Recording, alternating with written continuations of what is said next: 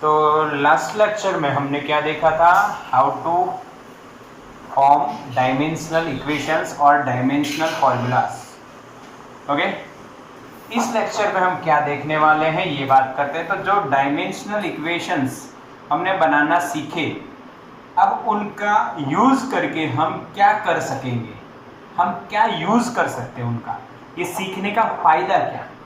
तो अब का टॉपिक अपना है dimensional analysis. Dimensional analysis. What is dimensional analysis? Okay, what is dimensional analysis? We have to use dimensional equations to solve the different problems in the physics. This phenomena is known as dimensional analysis. Simple na? Use of dimensional equations to solve problems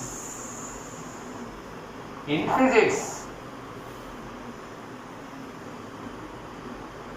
This is known as dimensional analysis. समझ में आ गया? यानी use of dimensional equations to solve problems in physics is called dimensional analysis. बिल्कुल पक्का समझ में आया, कुछ डाउट जैसी बात ही नहीं। यानी कैसे करेंगे, तो एप्लीकेशन बनाई गई है, एप्लीकेशंस ऑफ डायमेंशनल एनालिसिस। हमें 3 एप्लीकेशंस पढ़नी है, पहली, दूसरी और तीसरी। ठीक है, 3 एप्लीकेशन होती है डायमेंशनल एनालिसिस की। जो एप्लीकेशन है 3 है और उसकी लिमिटेशन भी होती है। पहले एप्लीकेशन पढ़ेंगे फिर लिमिटेशन देखेंगे। ठीक है, डायमेंशनल एनालिसिस क्या है कि भाई obtaining the solution of different problems in physics by using dimensional equations. After that how to solve और how to use dimensional equations. तो application of dimensional analysis, there are total 3 applications of dimensional analysis. After that we will see the limitations. There are some limitations in dimensional analysis. There are some limitations in dimensional analysis, so that we will see after this topic. Okay, so first of all, applications of dimensional analysis. First application is obtain numerical relation between two different system of units for a physical quantity. First application, obtain numerical relation between two different system of units for a physical quantity. Okay, अच्छा, एक example देता हूँ। एक example लेते हैं बच्चों, length is a physical quantity. और उसके लिए हम लोग बात करें तो MKS और CGS। MKS में मीटर और CGS में सेंटीमीटर। तो इन दोनों के बीच का रिलेशन हमें पता है, 1 metre is equals to 100 centimetre.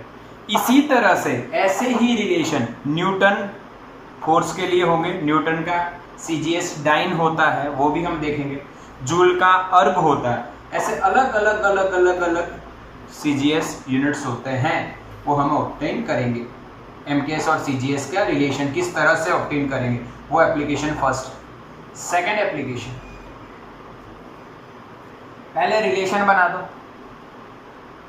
दूसरे में हम क्या करेंगे, checking of dimensional consistency of an equation. यानी इक्वेशन डायमेंशनली सही है या गलत, वो चेक करेंगे। जैसे कि फोर्स का MA सही है या गलत, वो चेक कर सकते हो, आपको पता ही सही है। बट फोर्स का एक और इक्वेशन आता है mv² / r, जो आप अभी नहीं पढ़े, 5वें चैप्टर में, 5th चैप्टर में पढ़ोगे, पर आप क्या चेक कर सकते हो कि इक्वेशन सही है या गलत, तो ये चेकिंग करेंगे सेकंड स्टेप और सेकंड एप्लीकेशन। तीसरी एप्लीकेशन है फॉर्मेशन ऑफ इक्वेशंस। मैं शॉर्ट में लिख रहा हूँ भाई। इक्वेशन बनाने की टेक्निक, कैसे इक्वेशन बनेगा, जैसे कि आपने देखा बच्चों t = 2π√, लालजी, याद है ये एक इक्वेशन। दूसरा इक्वेशन आप यही देख लीजिए, फोर्स = mv² और r, ये कैसे बनता है, ये सारी पैटर्न सीखेंगे, ये सारी पैटर्न सीखेंगे। बोलो समझ में आया? समझ में आया? हाँ बच्चों, स्क्रीनशॉट ले लो। ओके चलो, तो इतना आपको समझ में आ गया कि 3 एप्लीकेशन है और 4 लिमिटेशन है। पहले एप्लीकेशन खत्म करते हैं, फिर लिमिटेशंस देखेंगे। तो applications of dimensional analysis.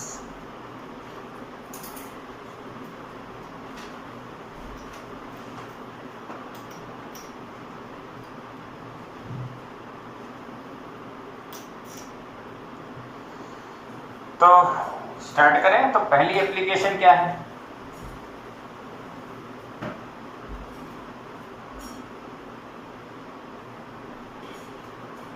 Obtain numerical relation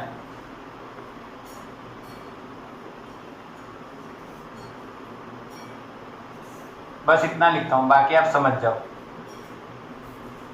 क्या समझ जाओ कि भाई न्यूमेरिकल रिलेशन आपको ऑब्टेन करना है between the 2 system of units for a physical quantity. कोई एक फिजिकल क्वांटिटी आप ले लीजिए और उनके 2 सिस्टम लीजिए यूनिट की, MKS, CGS वगैरह, उनके बीच का रिलेशन आपको बनाना है। तो प्रोसीजर क्या है? What is the procedure? तो सिंपल प्रोसीजर समझो। सिंपल प्रोसीजर क्या है? एकदम सिंपल है। N1U1 = N2U2। अब ये क्या बताता है? तो ये सिस्टम 1 और ये सिस्टम 2, ये बताते हैं सिस्टम 1 एंड सिस्टम 2। भाई सिस्टम 1 क्या है और सिस्टम 2 क्या है, ये बता। अच्छा, इसका मतलब क्या है? देखो एग्जांपल से समझते हैं कि भाई लेंथ वाली अगर जो हम बात करें तो उसका MKS में और CGS में जो रिलेशन है 1 मीटर = 100 सेंटीमीटर होता है। 1 मीटर कितना सेंटीमीटर होता है? 100। अब ये देखिए, तो ये नंबर 1 हुआ, ये उसका यूनिट 1 हुआ, ये नंबर 2 हुआ और ये यूनिट 2 हुआ। है ना बढ़िया तरीका? कहाँ से इक्वेशन आया, रट्टा नहीं लगाना है। इसका मतलब क्या है? इसका मतलब क्या है? देखो, एक सिस्टम में आप 1 मीटर बोल रहे हो तो दूसरी सिस्टम में आपको 100 सेंटीमीटर बोलना है। दोनों की वैल्यू तो सेम ही है ना, बस ये आपको समझना है। अच्छा, यूनिट की जगह आप डायमेंशन भी यूज कर सकते हो। यूनिट की जगह आप क्या यूज कर सकते हो? डायमेंशन और डायमेंशनल फॉर्मूला। बोलो पता चला? हाँ के ना? हम 3 बेसिक बात करेंगे, मास, लेंथ एंड टाइम। तो MKS और CGS इनमें क्या होता है वो आपको समझ में आना चाहिए। तो आप यहाँ पे 1 kg लिखोगे तो यहाँ पे 10³ ग्राम लिखा जाएगा। 1 किलो 1000 ग्राम के बराबर होता है। दूसरा यहाँ पे आप 1 मीटर लिखोगे तो 10² सेंटीमीटर लिखा जाएगा। तीसरा आप यहाँ पे 1 सेकेंड लिखोगे तो बच्चों इधर भी 1 सेकेंड लिखा जाएगा, दोनों में सेम होता है। ठीक है, या आप MLT लिखो, 1 M1, 1 L1, 1 T1, 10³ M1, 10⁻², L1 1 L1 T1 1 T1 MLT लिख दो तो वो भी आप इसमें समझ सकते हो। पक्का? ओके, एक एग्जांपल से समझेंगे। हम फोर्स की बात करते हैं तो फोर्स में जो MKS में यूनिट है वो न्यूटन है, और जो CGS में यूनिट है वो है DYNE, डायन। एक थी डायन, ओके, एक था न्यूटन और 1,00,000 थी डायन। ये दोनों के बीच का रिलेशन है। एक न्यूटन 10⁵ डायन के बराबर होता है।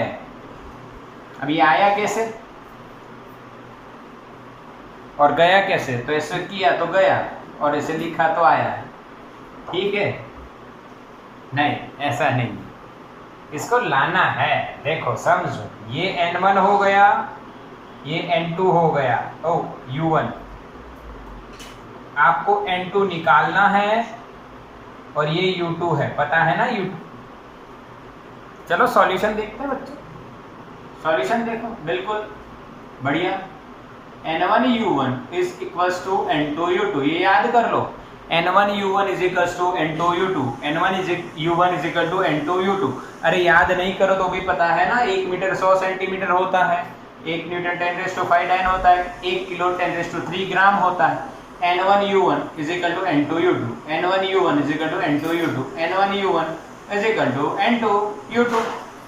सेम हो चाहे नहीं हो, हमें N2 निकालना है तो क्या लिखा जाएगा? N1 U1 अपॉन U2, बस खत्म।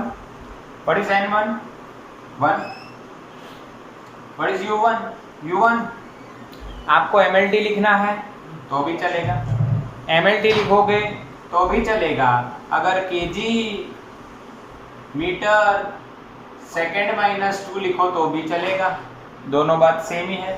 क्योंकि न्यूटन का फोर्स का जो MLT होता है बच्चों, M1 L1 T-2 होता है। kg मीटर सेकेंड -2, MLT पता हो बच्चों, MLT पता हो बच्चों तो यूनिट निकाल सकते हैं। हाँ के ना? हाँ के ना? MLT पता हो तो यूनिट निकाल सकते हैं। Mass kg1, length 1, metre 1, time (-2), second (-2). नीचे यूनिट 2 क्या है देखो, CGS। CGS में क्या लिखा जाएगा? Gram into centimetre into second (-2). आया कि नहीं? समझ में आया कि नहीं? ऊपर यूनिट 1 यानी फर्स्ट सिस्टम का यूनिट मैंने लिख दिया, यहाँ पे MLT लिख दो। नीचे यूनिट 2 सेकेंड सिस्टम का मैंने यूनिट लिख दिया, बस कुछ भी नहीं। 1 का लिखने का कोई जरूरत नहीं। किलो का ग्राम में कितना होगा? 10⁵3 ग्राम। मीटर का सेंटीमीटर कितना होगा? 10⁵2 सेंटीमीटर।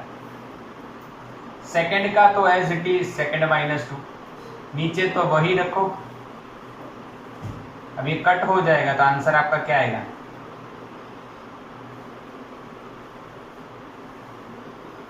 बेस सेम है तो पावर का एडिशन 10⁵, तो क्या लिखेंगे रिलेशन? 1 न्यूटन 1,00,000 डायन के बराबर था। शॉर्टकट,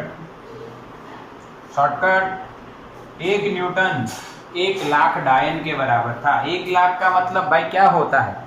1,00,000 होता है 10⁵, यानी 1 के पीछे 5 जीरो। समझ में आया? स्क्रीनशॉट निकालो, स्क्रीनशॉट निकालो बच्चों। चलो एक और एग्जांपल लेते हैं। यहाँ पे न्यूटन खत्म, न्यूटन मर गया, फोर्स हटाओ।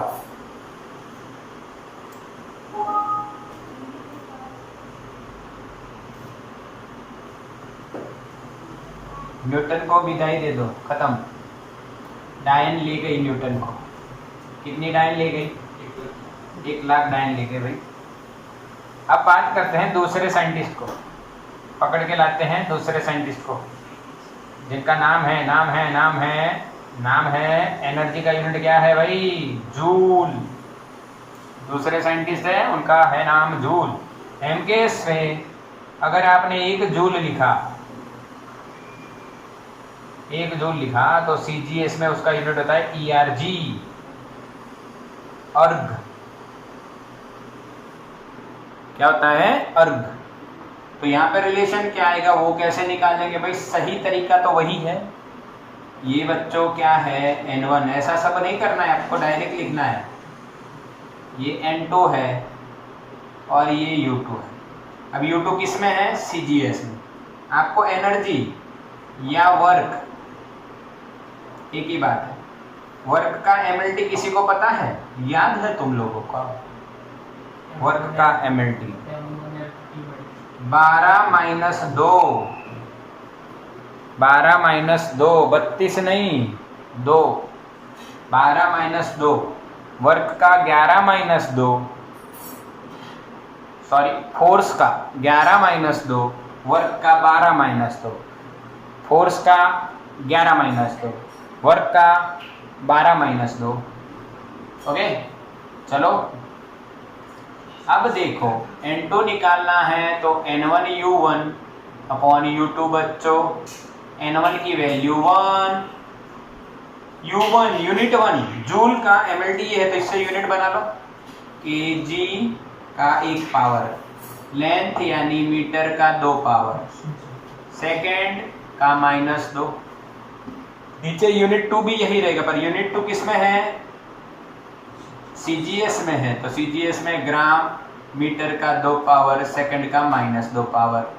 बस काम खत्म। 10⁻³ ग्राम कर दो।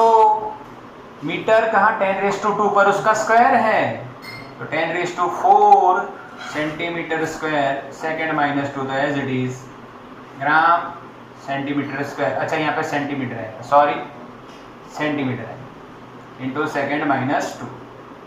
समझ में आया बच्चों?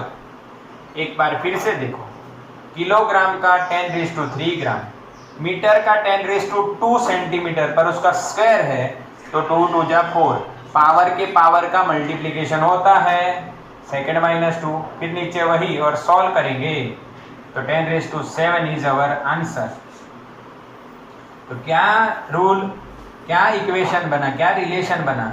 10⁻7 अर्ग। तो 1 जूल 1 करोड़ अर्ग के बराबर था। 10⁻7 यानी 1 करोड़। हाँ के ना? समझ में आया कि नहीं? प्रोसेस समझ में आई तो स्क्रीनशॉट लो, नहीं आई। अब दूसरी एप्लीकेशन की ओर चलते हैं। इसके और भी सम्स होते हैं। हाँ, इस एप्लीकेशन का एक सम और करो, छोटा सा। हाँ, एक सम है हमारे पास। देखो ये तो एक तरीका हो गया, पर दूसरे तरीके से भी पूछ लेते हैं ये लोग हमें कई बार।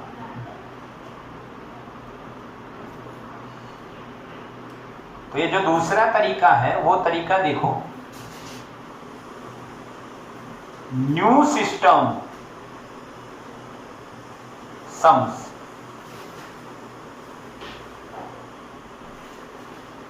न्यू सिस्टम सम्स ये सब पूछते हैं। कैसे? देखो एक बार डेंसिटी आपको दी है 4 ग्राम पर सेंटीमीटर क्यूब, 4 ग्राम पर सेंटीमीटर क्यूब। फिर वो कहते हैं, क्वेश्चन समझना है बच्चों, आपको क्वेश्चन ये दिया है कि density is given of any object in CGS like this 4 ग्राम पर centimetre cube, then they ask about new system. भाई एक न्यू सिस्टम बनाओ, उसमें आप मास को ग्राम में नहीं 10 ग्राम में लिख रहे हो, और लेंथ को आप 100 सेंटीमीटर में लिख रहे हो। जो बने वो सही, पर अभी लिख रहे हो। समझे कि नहीं समझे? जो आंसर है वो देखा जाएगा। तो डेंसिटी जो है न्यू सिस्टम में कितनी मिलेगी, आके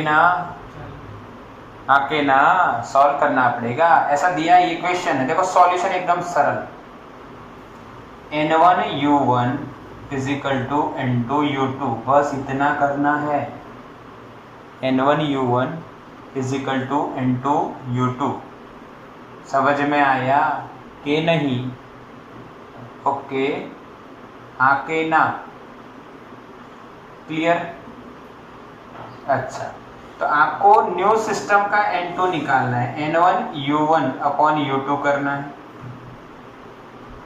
N2 बराबर N1 की वैल्यू, ये N1 है और ये U1 है।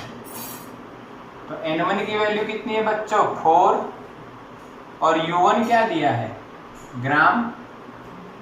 ध्यान से देखना है, ग्राम पर सेंटीमीटर क्यूब डिवाइडेड बाय। अब आपको न्यू सिस्टम लिखनी है। न्यू सिस्टम कितनी दी है देखो, मास, यानी U2 भी यही रहेगा ना, mass upon length cube.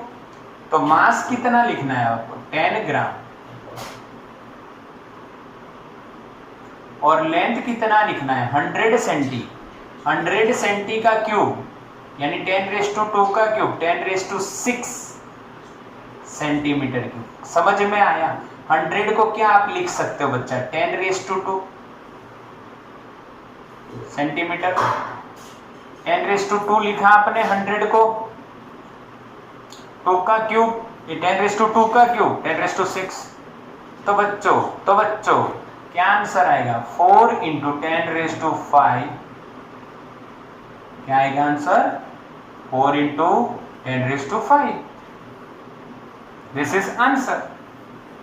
What is density? What is the value of density in the new system? 4 × 10⁵। बोलो, समझ में आया के नहीं? बोलो, स्क्रीनशॉट लो। अच्छा, किसी ने नीट के सम सॉल्व किए हो तो वो कहेंगे 40 आंसर आता है, 40। अरे नहीं, आंसर यही आता है। स्क्रीनशॉट ले लिया इसका? हाँ, स्क्रीनशॉट ले लो इसका, स्क्रीनशॉट ले लो।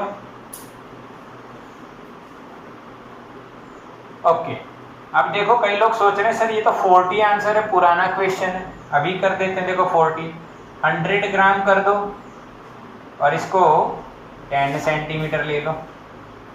दूसरा क्वेश्चन, तो यहाँ पे आपको मास की जगह लिखना है 100 ग्राम और लेंथ की जगह, लेंथ का क्यूब 10 का क्यूब आ जाएगा। ये कट हो जाएगा, 10⁻³ है, यहाँ पे 10 बचेगा, ऊपर गया, तो आंसर क्या आया? 40 आ गया। समझ में आया तरीका? क्वेश्चन मैंने वैल्यू बदली और ये आया। तो ये क्वेश्चन नंबर 2 करके लिख दो, स्क्रीनशॉट ले लो इसका। बस इसकी प्रैक्टिस करना, बढ़िया वीडियो को रिवाइज कर करके देखना।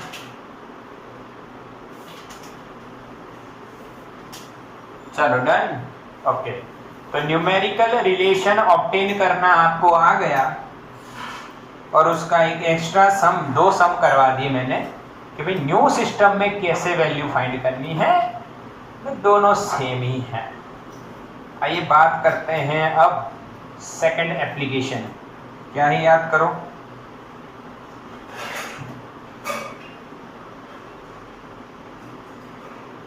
क्या है याद करो? चेकिंग करनी है डायमेंशनल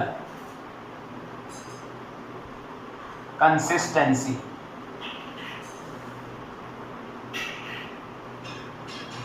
क्या चेक करना है भाई?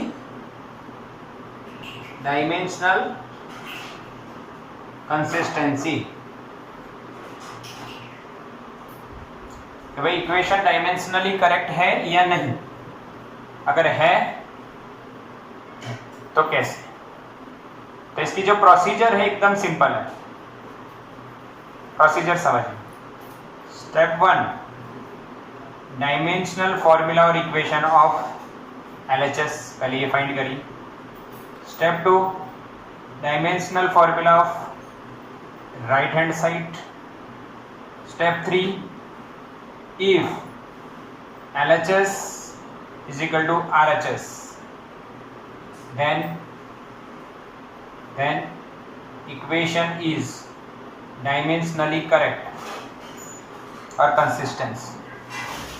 अगर दोनों सेम नहीं है तो equation is not consistent, dimensionally not consistent. चला तो एक एग्जांपल देखते हैं.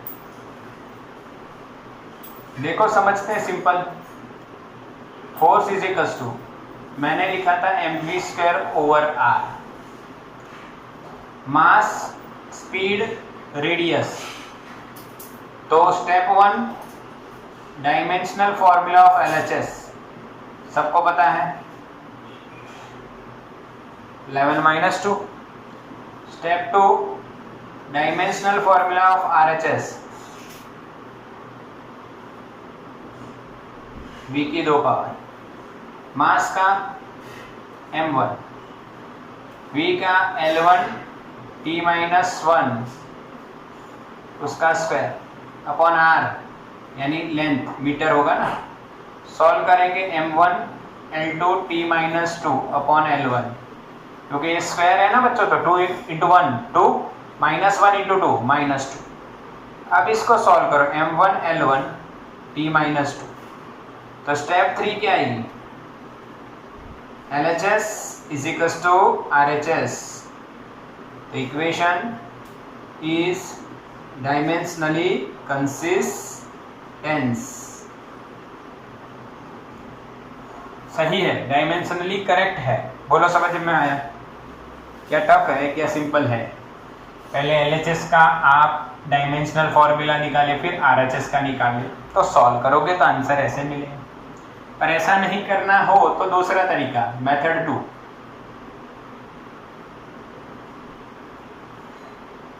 F is equals to mv²/r. दोनों के यूनिट सेम होने चाहिए. इसका यूनिट आपको पता है न्यूटन, kg मीटर सेकंड -2. इसका यूनिट क्या होगा, मास का kg, मीटर पर सेकंड, तो मीटर का स्क्वायर और सेकंड का स्क्वायर, नीचे सेकंड इसलिए ऊपर आ गया, और यहाँ पे रेडियस का मीटर. कट करो, kg मीटर सेकंड -2 आ गया. दोनों सेम है, डायमेंशनली करेक्ट है बच्चों. ये सीधी बात. एक और तरीका, इस तरह से आप सॉल्व कर सकते हो. यूनिट यानी डायमेंशन सेम होने चाहिए. आपको पता है यूनिट से ही तो ये बनता है. ये किससे बनता है, यूनिट से ही बनता है. ये यूनिट मैंने डायरेक्ट लिखा, ये जल्दी होता है इसलिए ये थोड़ा देर होता है, देर लगती है. बाकी तरीका है, LH का MLT निकालो, RHS का LHS का RHS का, दोनों का MLT अगर सेम नहीं है तो कंसिस्टेंस नहीं है. स्क्रीनशॉट लो.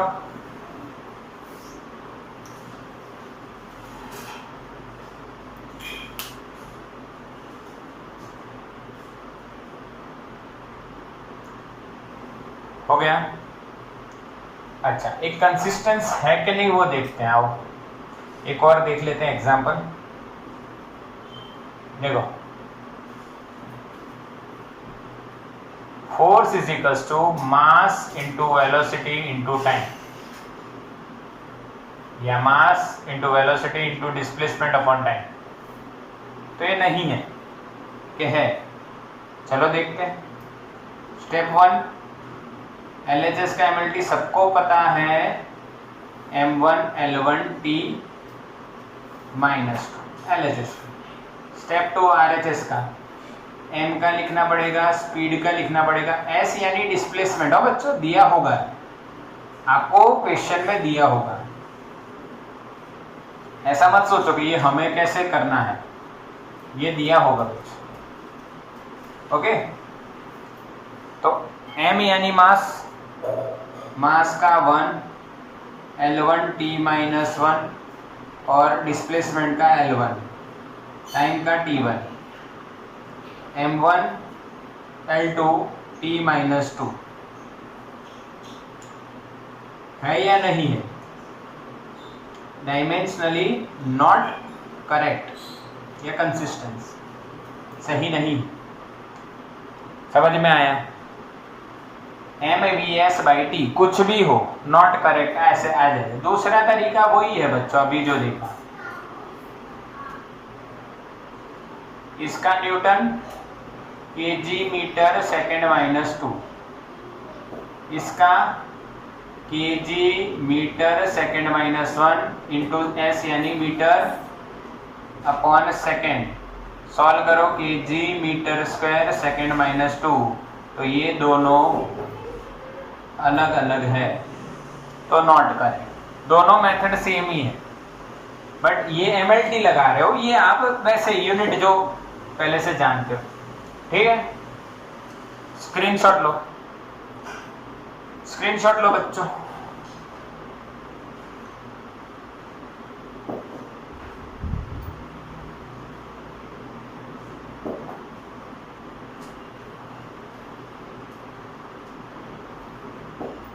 डन।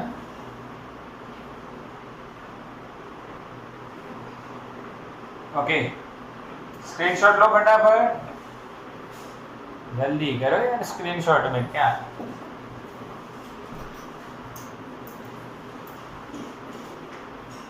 चलो अब आगे देखते हैं, एक और बात, छोटी सी पर समझदारी वाली अच्छी बात देखते हैं। आओ,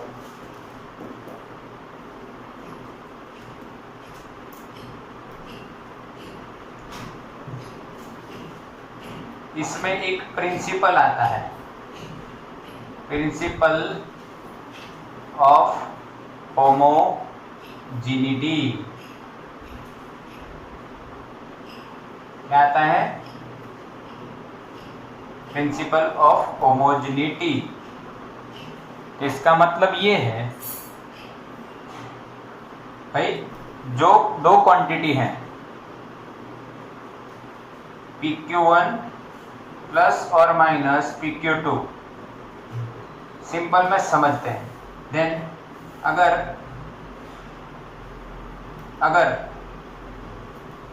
dimensional formula of physical quantity 1 is equal to dimensional formula of physical quantity 2, then their addition और सब्ट्रैक्शन इज पॉसिबल। ये है प्रिंसिपल। अगर दो क्वांटिटी के डायमेंशनल फॉर्मूला सेम हैं या उनके यूनिट सेम हैं, तभी उनका एडिशन या सब्ट्रैक्शन हो सकता है, नहीं तो नहीं हो सकता। एग्जाम्पल देता हूं, चलो आपसे क्वेश्चन पूछता हूं, बताओ इतना सिंपल आंसर आपको आता है कि नहीं? क्या आंसर आएगा? 5 kg प्लस 5 kg। ओहो, आ गया भाई 10 kg, वेरी गुड। दूसरा बताना है 5 metre plus 5 metre 10 metre, very good, सही है। ये तीसरा जो आंसर दे, न्यूमेरिकल आंसर दो देगा तीसरे का, उसको मिलेगा 2000 का इनाम। तीसरे का आंसर 5 kg प्लस 5 मीटर, बताओ आंसर। जो बताएगा उसको मिलेगा इनाम। Not possible. क्योंकि इसका देखो केजी है, इसका मीटर है, सेम नहीं है, तो उनका एडिशन सब्ट्रैक्शन पॉसिबल नहीं है बच्चों। Not possible, not possible. This is called principal of homogeneity.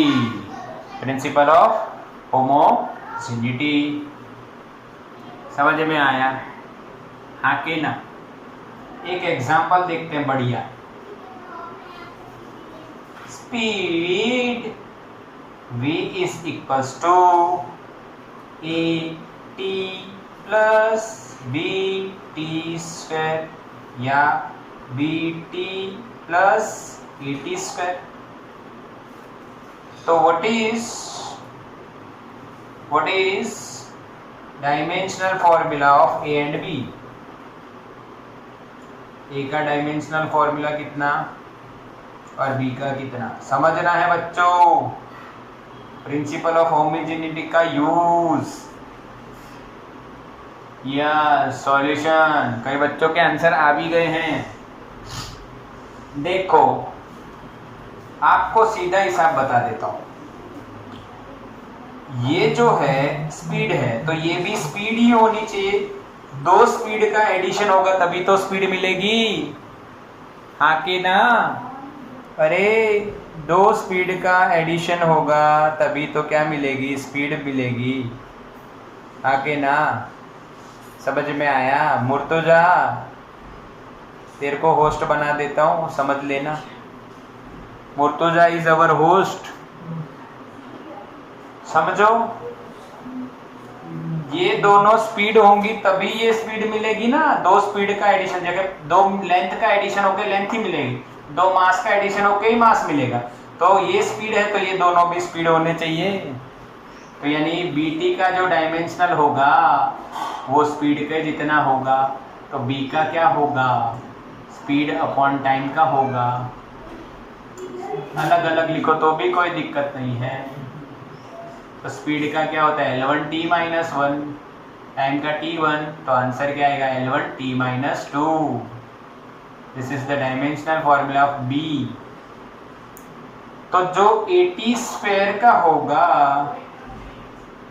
वही, अब अलग अलग लिखो तो आपकी मर्जी है, AT का स्क्वायर वही स्पीड का होगा। ए का क्या होगा, स्पीड का डायमेंशन अपॉन टाइम के स्क्वायर का डायमेंशन। स्पीड का क्या है L1 t माइनस 1, टाइम के स्क्वायर का T2, सॉल्व करो L1 t minus 3, this is the dimension of A। समझ में आया कि नहीं? स्क्रीनशॉट लो, समझ में आ गया।